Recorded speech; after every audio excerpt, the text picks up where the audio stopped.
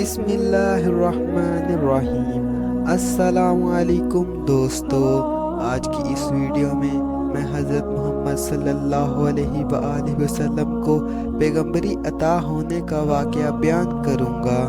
جناب حضرت محمد مصطفیٰ صلی اللہ علیہ وآلہ وسلم نے جب دیکھا کہ انسانوں کا اللہ کے وجود پر یقین یا تو انتہائی کمزور ہے یا پھر سرے سے ہے ہی نہیں، اور ان میں آپس میں سچائی، محبت اور امن کی خوبیاں غائب ہو چکی ہیں، تو آپ صلی اللہ علیہ وآلہ وسلم کی روح بے چین ہو گئی۔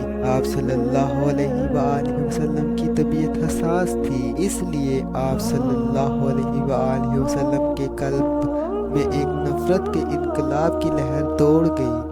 آپ صلی اللہ علیہ وآلہ وسلم کے اندر ایک ایسا روحانی طوفان برپا ہوا جو دنیا کے عام موسمی طوفانوں سے کہیں زیادہ طاقتور تھا۔ وہ زمانہ جاہلیت کا تھا۔ آپ صلی اللہ علیہ وآلہ وسلم کے دل میں عام جہالت، بت پرستی، کفر، بے یقینی کے خلاف سخت نفرت تھی۔ لوگ جس قدر بتوں کی پوجا پاٹ اور بیہودہ رسم و رواج میں لگے ہوئے تھے، آپ صلی اللہ علیہ وآلہ وسلم کے دل میں اسی قدر ان کے غلط عقیدوں اور بیہودہ روش پر الجھن، نفرت اور حقارت پیدا ہونے لگی۔ آپ صلی اللہ علیہ وآلہ وسلم کی روحانی پریشانی نے آپ صلی اللہ علیہ وآلہ وسلم کو اور زیادہ سوچنے اور غور و فکر کرنے پر مجبور کر دیا۔ آپ صلی اللہ علیہ وآلہ وسلم ذہنی کشمکش، الجھن اور فکر میں ڈوبے رہنے لگے۔ حالات سے شدید نفرت کی بنا پر آپ صلی اللہ علیہ وآلہ وسلم نے خاموشی اور گوشہ نشینی اور تنہائی کو پسند فرمانا شروع کر دیا۔ اس پریشانی نے آپ صلی اللہ علیہ وآلہ وسلم کو اور زیادہ توجہ اور غور و فکر کرنے پر مجبور کر دیا۔ آپ صلی اللہ علیہ وآلہ وسلم وحدانیت، سچائی، حق اور قلبی اطمینان کی تلاش میں تھے۔ اس دوران بیداری میں آپ صلی اللہ علیہ وآلہ وسلم 6 مہینوں تک اکثر خواب بھی دیکھتے تھے۔ قرآن کے الفاظ ہیں، وہ بوجھ جو توڑے دے رہا تھا آپ صلی اللہ علیہ وآلہ وسلم کی کمر کو، سورہ الم نشرح۔ اس لیے آپ صلی اللہ علیہ وآلہ وسلم نے اکثر مکہ کی بستی سے دور ایک اونٹ کی پیٹھ جیسی پہاڑی پر ہیرا نامی غار میں، جو کہ مکہ سے 3 کلومیٹر دور ہے، وہاں قیام اور مراقبہ کرنا شروع کر دیا۔ اسی زمانے میں آپ صلی اللہ علیہ وآلہ وسلم کی عمر 38 سال کی ہو گئی تھی۔ اس غار میں آپ صلی اللہ علیہ وآلہ وسلم کئی مرتبہ 2 3 دنوں اور راتوں تک مراقبہ میں مشغول رہتے تھے اور اللہ کی کثرت سے عبادت کیا کرتے تھے۔ یہ سلسلہ قریب 2 سال تک چلتا رہا۔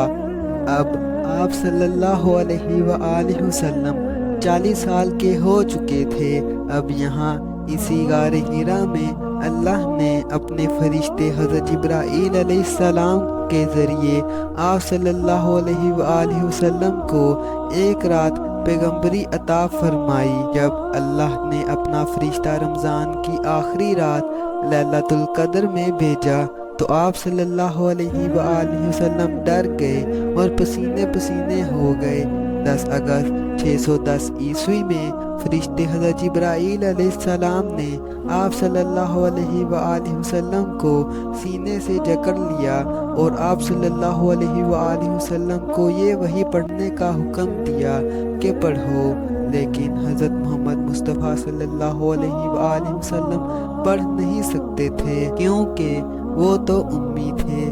جبرائیل علیہ السلام نے آپ صلی اللہ علیہ وآلہ وسلم کو پھر جکڑ لیا اور ان کے 3 بار کے اصرار پر آپ صلی اللہ علیہ وآلہ وسلم سے یہ پڑھوایا، پڑھو اپنے رب کا نام لے کر جس نے پیدا کیا انسان کو نطفے سے، پڑھو اور تمہارا رب بڑا ہی کریم ہے جس نے علم سکھایا، قلم کے ذریعے سکھایا انسان کو وہ علم جو وہ نہیں جانتا تھا۔ سورۃ العلق۔ اللہ نے آپ صلی اللہ علیہ وآلہ وسلم کو اس آیت کے پڑھنے پر آپ صلی اللہ علیہ وآلہ وسلم کو پیغمبر ہونے کا اعلان کر دیا۔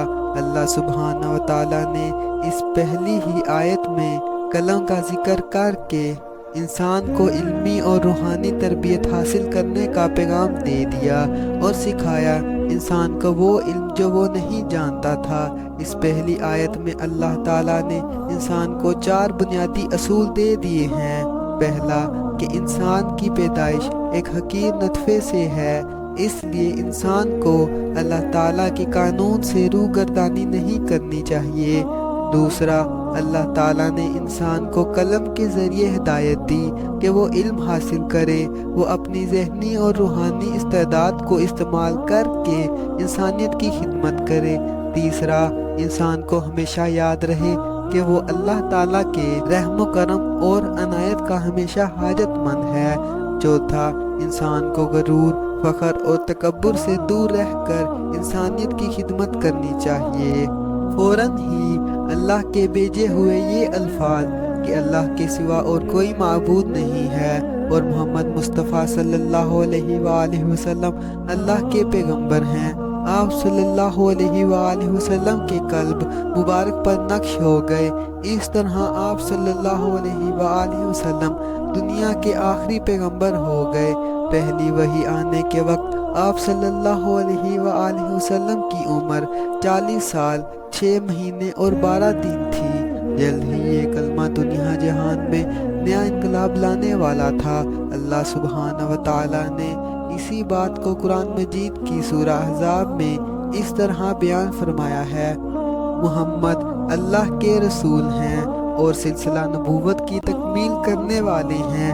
اور سورہ علم نشرح میں فرمایا: اتار دیا اللہ نے آپ صلی اللہ علیہ وآلہ وسلم سے آپ صلی اللہ علیہ وآلہ وسلم کا بوجھ۔